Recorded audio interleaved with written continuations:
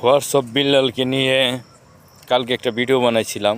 আমার ভিডিওটা বানাইছি তখন আমার খুব সংকোচন লাগছে, নিজেকে ছোট ছোট মনে হয়েছে। কারণ হোয়াটসঅ্যাপ বিল্লাল হইল একজন বড় মাপের একজন কন্টেন্ট ক্রিয়েটার, যা সারা বিশ্বের নাম ছড়িয়ে আছে। তাকে নিয়ে আমি বলছিলাম হোয়াটসঅ্যাপ বিল্লাল, কিন্তু এটা বলা ভুল হয়েছে। এই কারণে সবার কাছে সরি।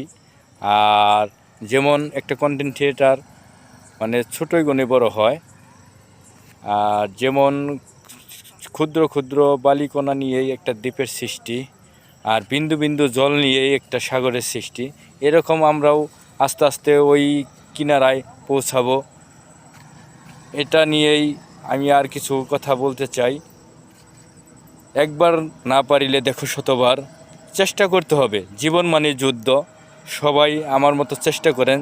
যারা ছোট কন্টেন্ট ক্রিয়েটার আছে তাদেরকে উপদেশ দিচ্ছি, আমিও আস্তে আস্তে বড় যারা কন্টেন্ট ক্রিয়েটার তাদের মতো হতে চাই।